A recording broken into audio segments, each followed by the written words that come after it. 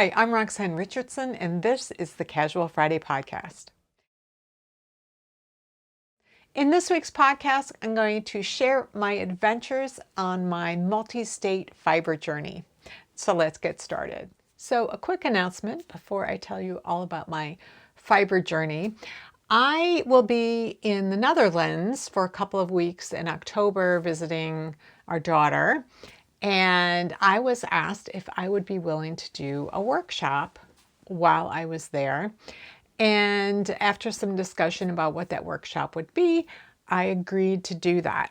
So this is through the Women's Knitting Network in Amsterdam. The workshop is going to be on October 15th from, I think, about 6:30 p.m. We'll actually get started and it'll go till about 9 p.m.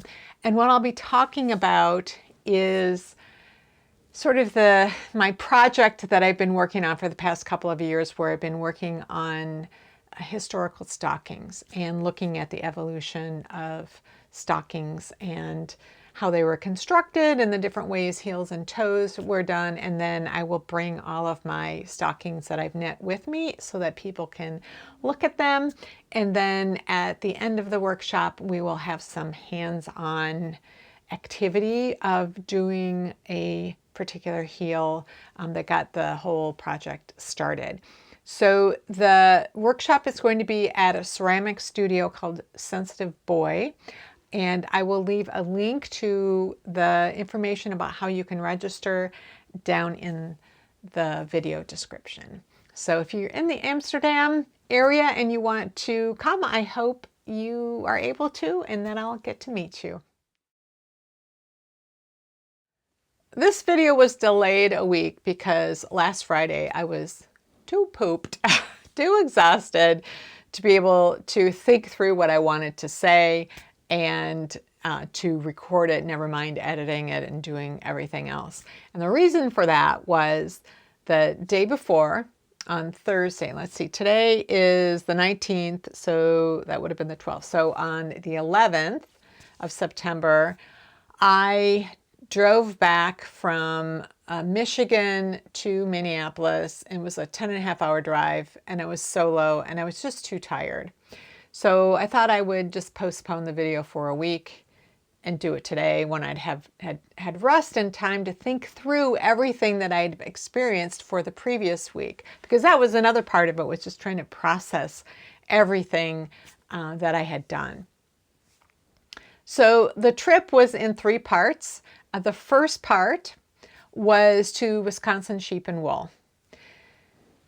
So Wisconsin Sheep and Wool, I think it started Thursday, September 4th, and then it went through that Sunday. And Thursday was classes only. Vendors were Friday through Sunday.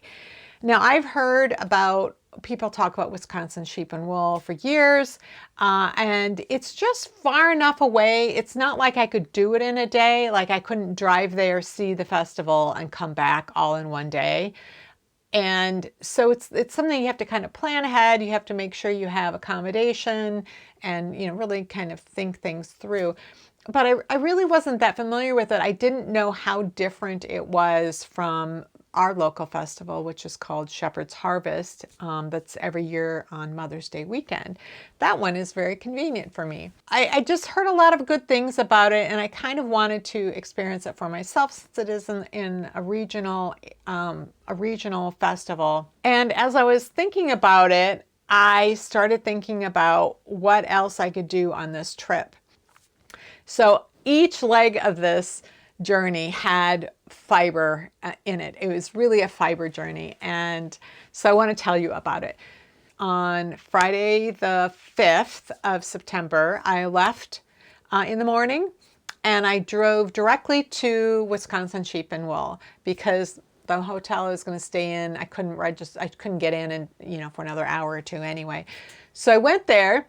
And just to kind of get my bearings, because I had signed up for a class on Saturday. And that is one of the big differences between Shepherd's Harvest and Wisconsin Sheep and Wool, is huge number of classes, just an amazing number of spinning classes. There's drum carting, there's all kinds of things. I was interested in spinning and drum carting. A lot of things were already filled when I registered, I think in July or August is when I registered for my classes. If I had planned a few months earlier, which I would do in the future, I would plan a lot earlier so I would have my choice of classes. That is something I would definitely go back to Wisconsin Sheep and Wool for, is for classes. I'm not a big shopper, and there are things I look for at fiber festivals, typically like rare breeds or just some sort of wool breed that I haven't spun before that I could add to my breed study. But I'm not, I've got, enough fleeces to last me for years to spin. And I've got, I just keep accumulating stuff. I don't go there with this idea of shop, shop, shop, shop, shop. So I'm curious about the vendors, what kind of vendors they have, but that's not why I'm going to a fiber festival. I like seeing the animals. And the classes, for this one was really appealing. So I got there Friday afternoon, and I went through, kind of oriented myself, and there was 2 big vendor barns, and I went through them and kind of saw them. And I was on a mission for my friend Elizabeth. She's been there before, and she knew that there's a booth with this buttons. This is a woman with vintage buttons, and it's just every color of the rainbow and all kinds of other sorts of buttons as well. And so she sent me with a swatch and said, see if you can find something that matches this. The trick is I need 10 of them, that kind of thing. So I was able to find her buttons, and then I looked at all the other vendors, and I could not find any breed that I didn't already have. So a few years ago, Elizabeth had gone to the Clemis and Clemis booth. They make drum carters and other spinning tools, and had bought me some wool from the Shave 'em to Save 'em program. I think 3 or 4 different breeds. And so I thought I'm going to go to their booth and see if they have any others. And they didn't, although they did have a breed that I thought I had heard of, but I didn't know anything about, called Bond.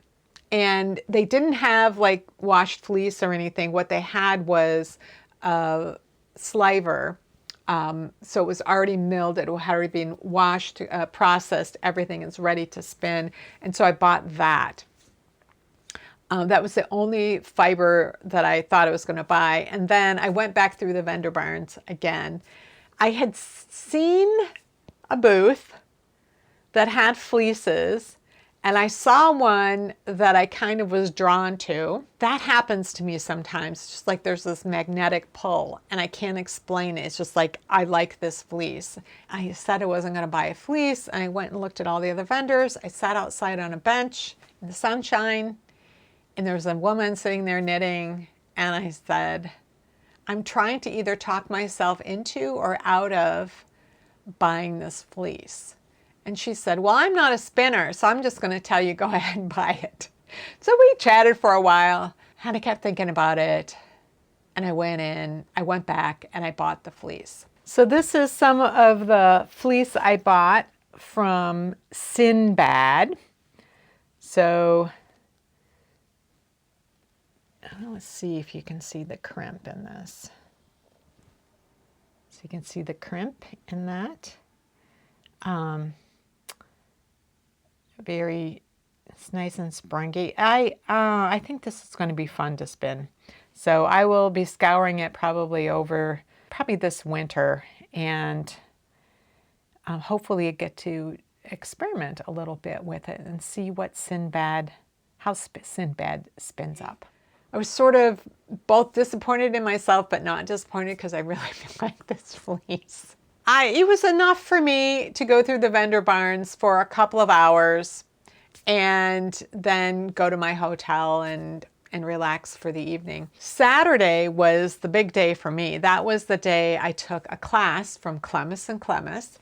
I had taken a class from them at Plyaway back in 2019 when I hadn't even been spinning a year, and I hadn't spun at all during that whole winter. And I went to this spinning conference, and it was kind of in over my head, but I wanted to take a class from them. Their classes had been recommended because I knew I wanted to buy a drum carter, and I know that they sell drum carters, but I heard that their drum carting classes were really good. So I took this introduction to the drum carder class, and they kind of told the history of the drum carders, told the different features and how some drum carders have this and some drum carders have that. And then of course they talk about how superior their drum carders are and what they do and how their carding cloth is different and all the things that they do. And we used their drum carder in the class. And I was like, I love this. I hadn't really used any other drum carders, but I really liked their drum carders and I liked them. And I learned so much from them. So I ordered a drum carder from them. And I've had that now for, I don't know, 5 or 6 years.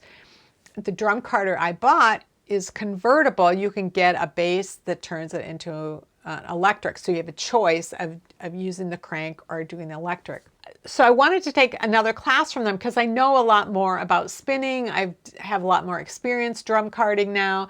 And so I was just curious about taking a drum carding class and learning things that I could add on to my base of knowledge instead of just creating a base of knowledge like I did in 2019. We used electric carders in their class. Some of them were, I think, convertible, and some of them were just their electric carders.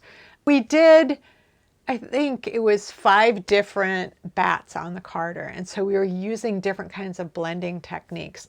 And this was just fascinating to me because we were doing things that I wouldn't have thought I wanted to do or would see any reason for me wanting to do. Like one of them was blending wool with Starfire nylon. It's a sparkle a lot.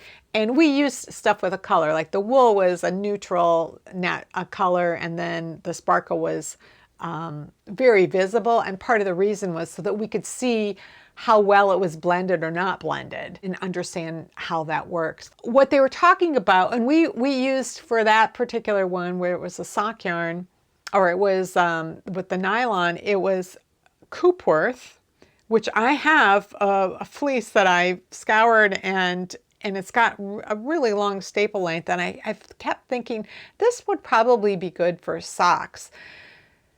But then I'd be knitting 100% wool and then they would wear out and all this. And so we were using Coopworth in this example with the nylon, and they were talking about how you could add this and that would add the strength to the sock yarn. And I'm like, oh.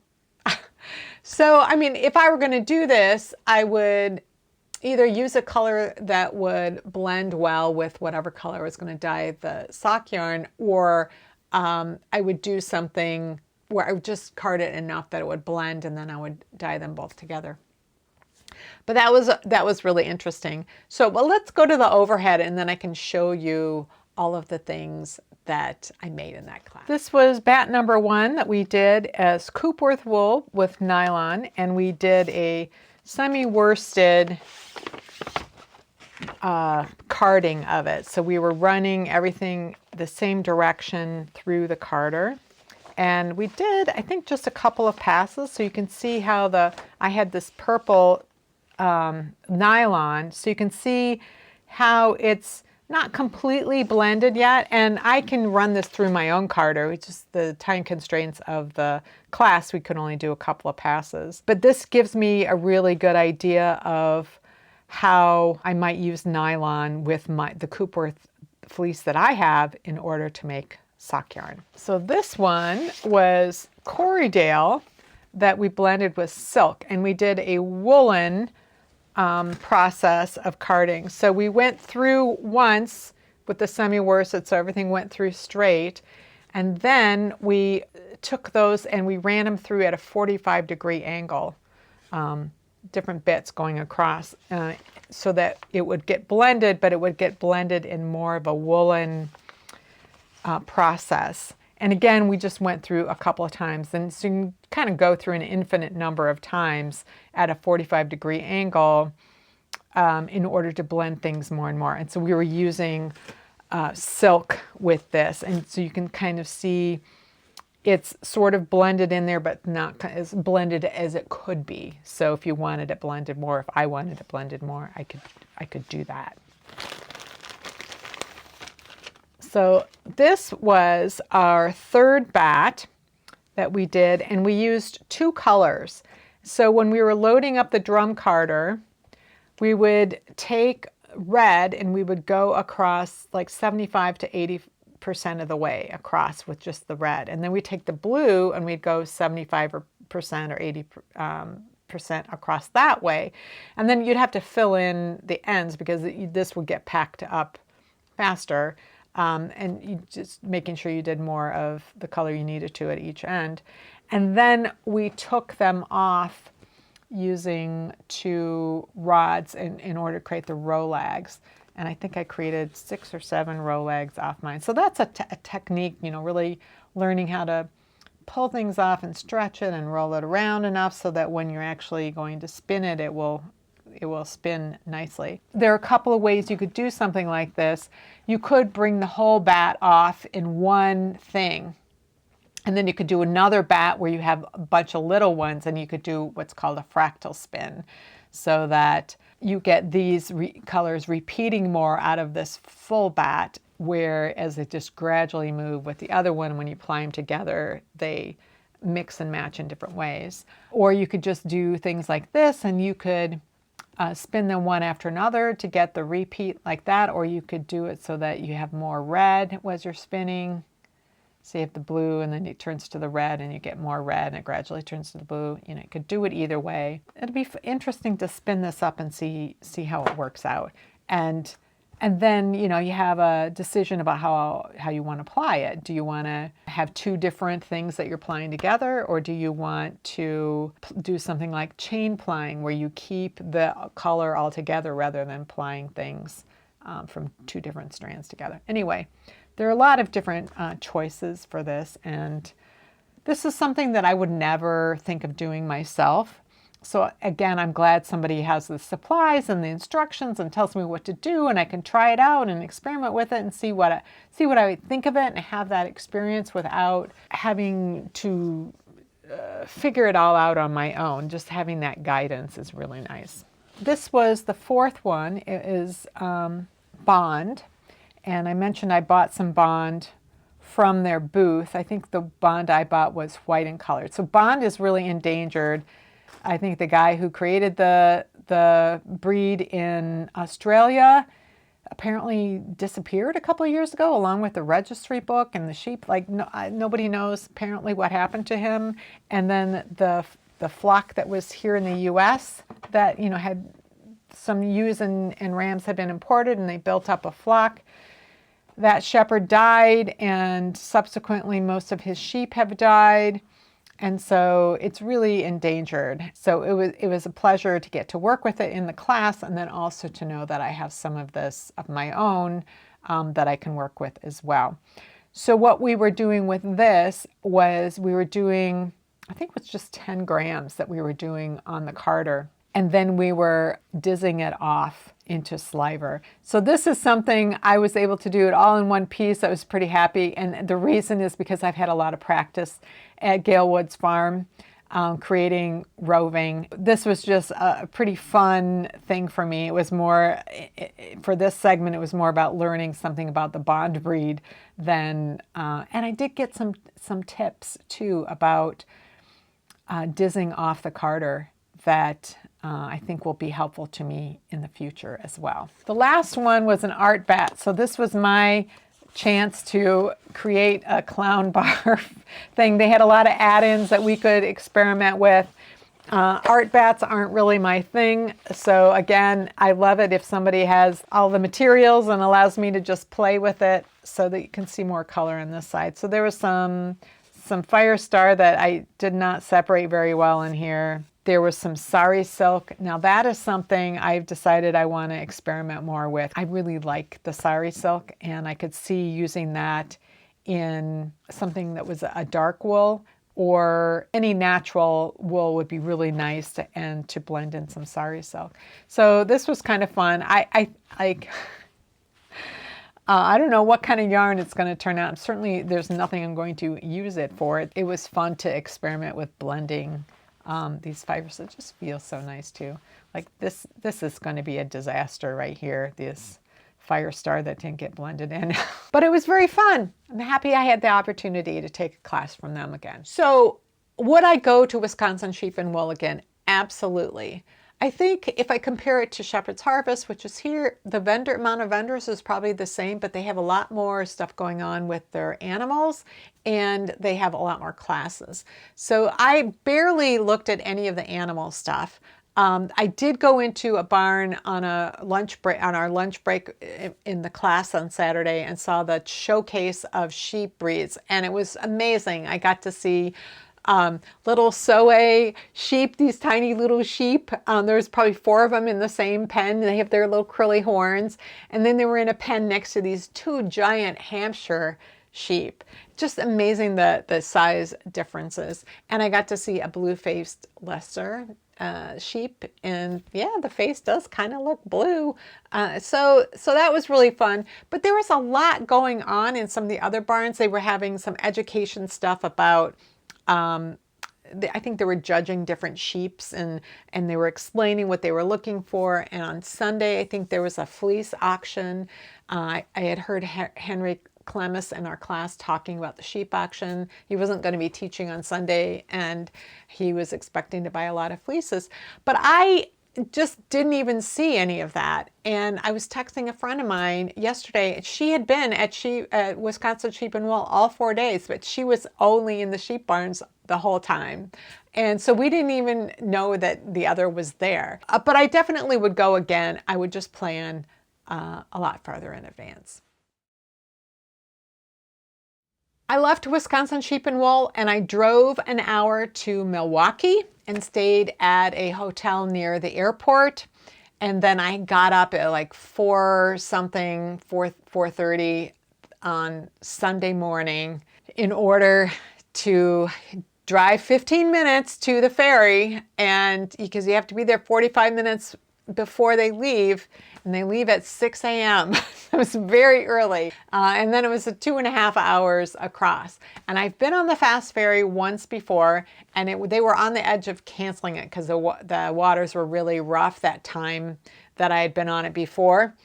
And they were passing out Dramamine for free in case you needed it. And I basically spent that 2.5 hours looking at the horizon out the window so that I wouldn't get seasick. This time is beautiful weather. I was knitting. I was getting up and walking around was a little tricky. It's after Labor Day, so there was like nobody hardly on the ship at all. It's very relaxing, and got off, and I drove half an hour to Trish of Fiber Love Diary. I went to her house, and we were so excited to see each other. And we spent a lot of time sitting out on her patio, holding our knitting in our hands and talking. She might have been knitting a little bit. I was just holding my knitting, and we were talking. I got to see her fiber studio where she records so many of her live streams where she's doing these bossy bats. She offered to show me her dye studio, which I was very excited to see. And while we were in there, I was just looking around, and I saw these different bins that were marked with different breeds. And I said, "Oh, you have Falkland. I love Falkland. I bought some dyed Falkland last spring and dyed it up for my daughter, and it was just so beautiful, and I loved it." And so she was like, "I love Falkland too." And she's like, "You want to dye some?" It's like, really?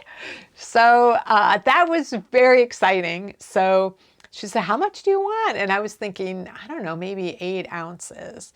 And because I had done about just under 8 ounces for my daughter, and her girlfriend really loved that yarn. She loved that color. And so I thought, well, I would try to dye something similar to that. These kind of blue greens, I would do something like that. So Trish really guided me. I'm slightly colorblind, and that makes me really hesitant about picking colors that actually go together or blend well together. So it was very nice to have this sort of guidance and help on, like, these are the colors, and then, well, you could do this or you could do that. And she was leaving everything up to me, but she was helping me make those decisions so that I felt a little bit more confident. So we did record, and it's mostly us from the neck down, like it's mostly the counter, and you can hear what we're talking about. So I'm going to show you that, but you'll see the process of what we did and then what it looked like when it was in the hot water and going to be sitting there for a few hours. So let's go to that. Okay, so what should I be doing to put this in the water? Do I do this now or not personally would pick one of the colors and put it in the water. Okay. And then pour the other two over like different parts of it, and you'll get you'll get all different shades. They'll all kind of mix with each other a bit. So put the dye in first. I would put one of the colors in first. Okay. Whichever one you want. It doesn't matter which one you pick. So this one is a green, and was this one? That is like the in between blue green.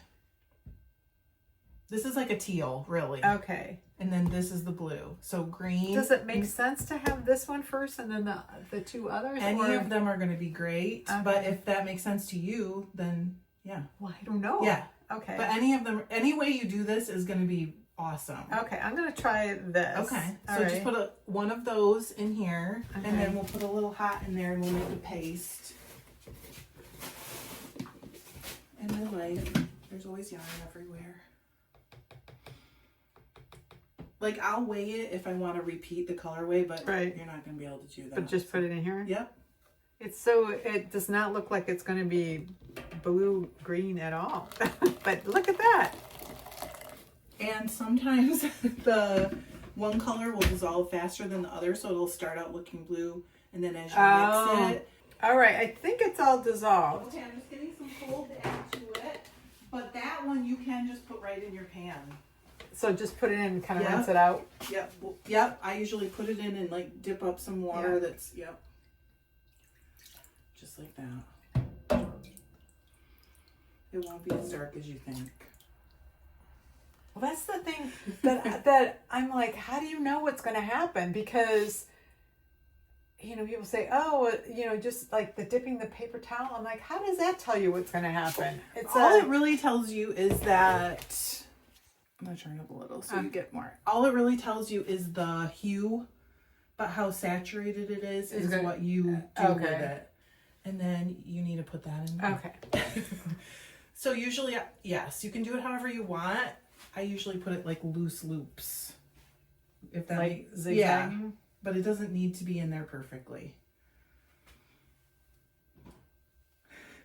See? You've done this before? No.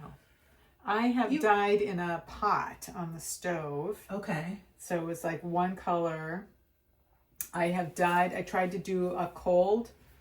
What should I do to do just back and forth on top after it's done. Yeah, go ahead and let it float on the top and then we'll push it down.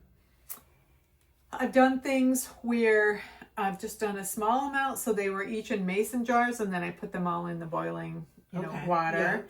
Yeah. And then at the farm, I've done, a pound, in a big pot on a burner. Well, you could do this the same way, really. But I haven't ever dyed unspun fiber. So I've only dyed yarn. Oh my gosh, really? Well, no, except for the fleece. I have dyed scoured fleece. I did some in a crock pot. Yep. Too, to try to see. I'll push it down for you. So then you just push it under the water, and you can mix your other ones. Okay. Mix your next one. And so it can just be in here because they're all going to get together. I mean, anyway? Yeah, I would. Okay. But you can rinse it fully out if you want. That's okay. So, in the same amount? It's up to you, but yes, I would. Is this really 8 ounces? It doesn't even seem like it. 8.05. Oh. I'm just making sure I get it all, like the air out of it, because it'll hold air, as you know. Right, yeah, like 20 minutes probably. Yeah. You don't need to pre-soak this in water. I do a lot of times, but you don't need to. I did do it, actually, I'm lying. I said I never dyed fiber. I did it at a retreat. Okay. And we had like a bunch of BFL, and then we were doing 3 colors or whatever. Yeah. But they had soaked them all, and then they spun them in a spin dryer, so they were still damp. Oh, but then it was on a table. It was on a table on Saran wrap, so that because we were applying it that way. Yes. Go ahead and grab your... Okay. That would be better if it was something you were hand painting and you wanted the colors to be precise.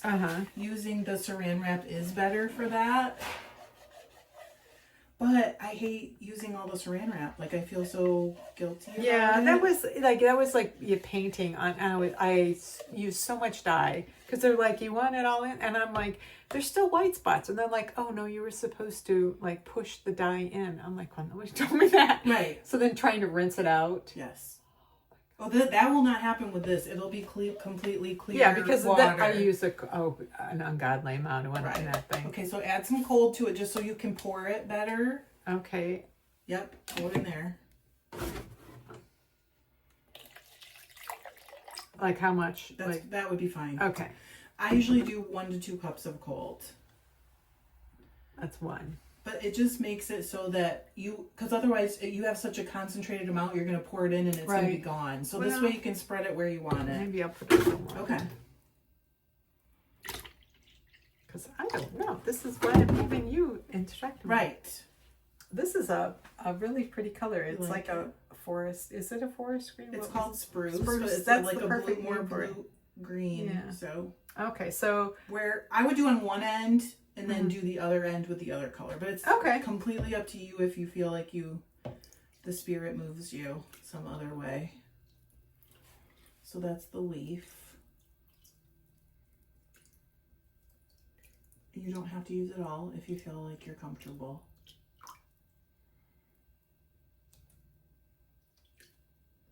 I'm just going to go across Okay. there. Just because. Okay. And then we can rinse it if you want, or you can use it for the blue. Because they're going to mix. Yeah. It's up to you. I'll use it. Okay. Okay. Let me get the peacock blue. It's a good one, right? Loved it. All right. So. Yeah, when you're ready. This is exciting. I don't know why. It is exciting. It's exciting for me to be in the dye lab. The lab. Mad scientist. Feels that way. Okay. And now, what a pretty color. This just depends on how much you want it to mix together. If you push it down with the tongs and like squish it together, kind of, it'll mix more. Or if you leave it, it'll stay. Because is it going to get down into the stuff below? Yeah, it will get down. That's why you put dye in the beginning. So it's totally up to you how much you want to squish it through, but you can use the tongs to do that if you want to. I'll do a little. Okay. Still. It's fine. Don't worry about that. We'll rinse it. Unless you want the dye in there. So just push down a little bit. Yeah. That'll kind of like just get the lighter spots. Yeah. Which I suppose when you're spinning it doesn't matter too much if there's some lighter spots because you'll never get white. People always say like there's white spots on this roving. It's not going to be white. Yeah. Because it's so mixing. It's all in there. Okay. Yep. And you can, if you want to like push it to the sides and push it down through, you can do that. Well, a lot of it's just practice and trial and error. And well, that's why it's good to have a shop because then you can try something and sell it. It's like I'm gonna do different. Yes, how many accidents go in the shop? Yeah, because well, that's the thing that's hard for me about dyeing is like, okay, what do I do with it? Yeah, like okay, so then, which is why I like the farm because I can experiment. Okay, we're gonna put it in here. And I've got it set on the heat already. Oh my gosh. Oh. Is that hot? No, it's my hand. Oh, no. Hand. I got it. Okay. So then you just set this. Oh my gosh, sorry. No, I'm the one who knocked it down. Okay. Okay, so just hold it up. I just leave it on the temp and then I set the lamp timer. I do it for 3 hours usually. Okay. And then we'll cover it.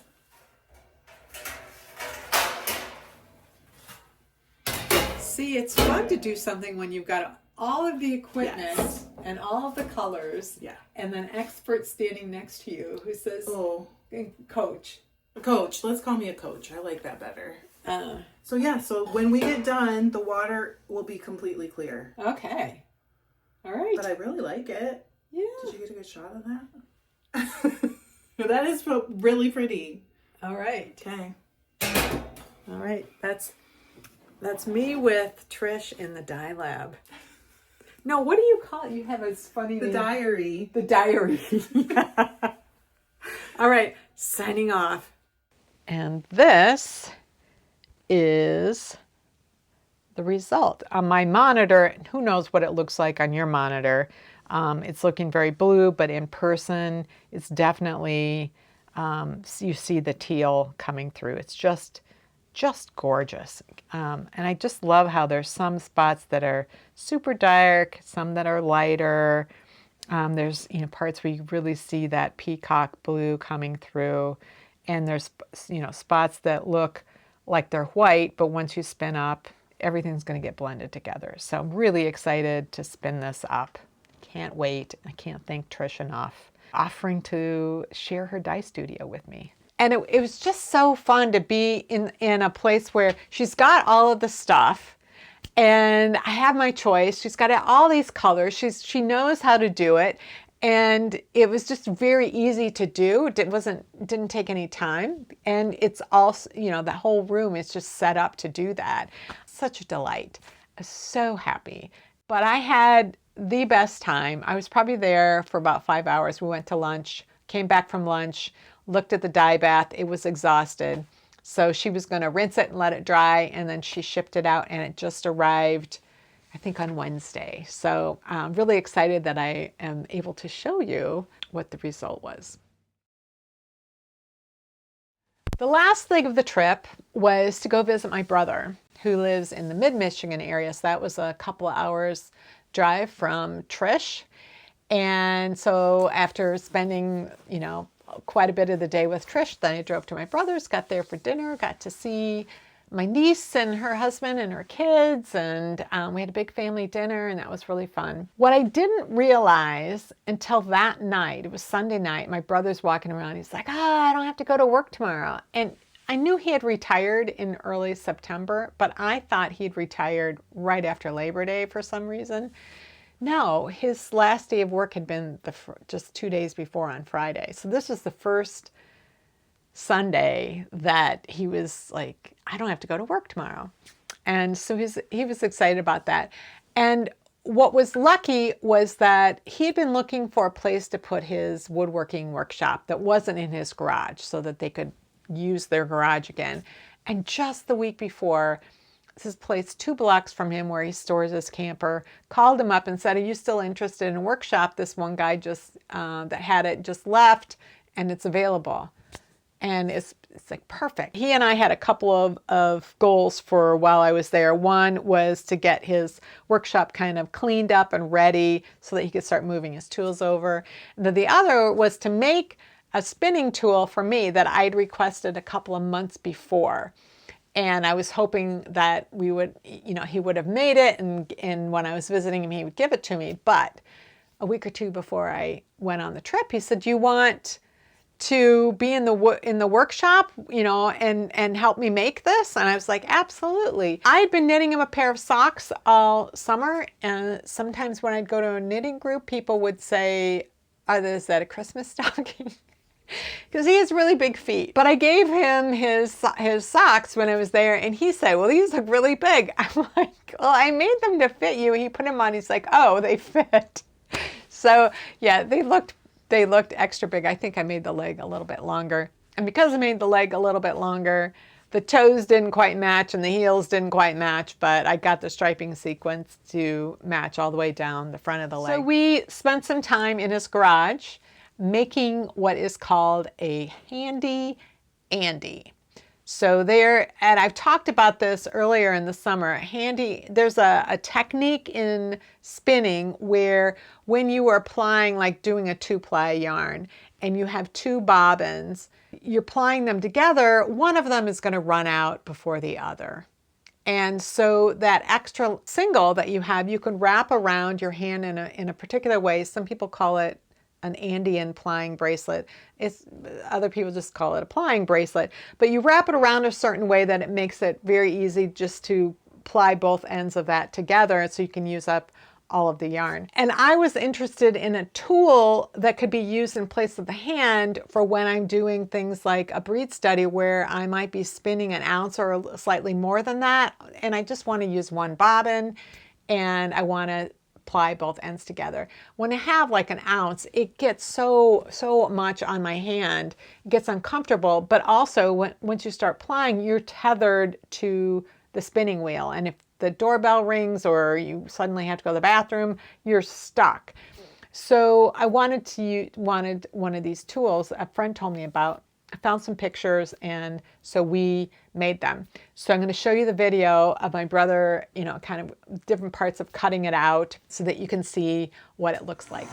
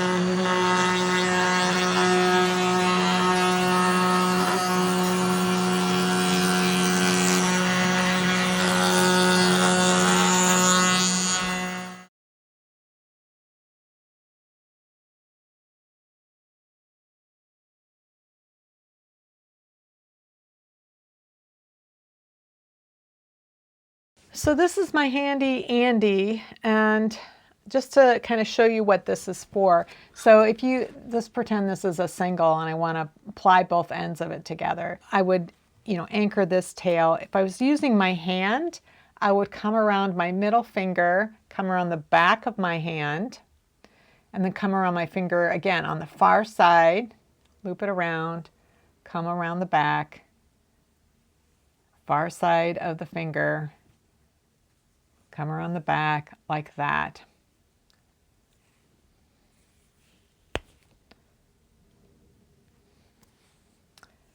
So let's say, that's the end of it. Those are my two tails. Well, then what I can do is take it off my finger, and then I can take these two ends and I can ply them together, and they just come off like this because they weren't wrapped around my hand. So they were wrapped back and forth. So they just come off your hand like this, and then you can ply every single bit of it together. So what the handy Andy does is this acts as the finger right here, and you can just do a lot more. So if I'm doing, an ounce or even an ounce and a half, and I just want to do it all in one bobbin, then I can do the same thing. This is just acting as my finger. So I can get a lot more wool on this than I could my hand. And then if the doorbell rings, I can put it down and just go see what's going on. And again, I'm gonna break this. Again, when you pull this out, so you can ply this in the same way, coming off the handy Andy. So the drive back, I did all in one day, and I had to drive through Chicago around the bottom of Lake Michigan, which I normally despise, but one of my daughters lives there, so I could leave in the morning, get there right at lunchtime, have lunch with her, and then get on the road again. And I mentioned in my post last week when I was explaining the delay in Casual Friday that it was, 600 miles, which is like 1,000 kilometers. And somebody commented, well, that isn't safe. Yeah, it's safe. It's not, there's nothing unsafe about it.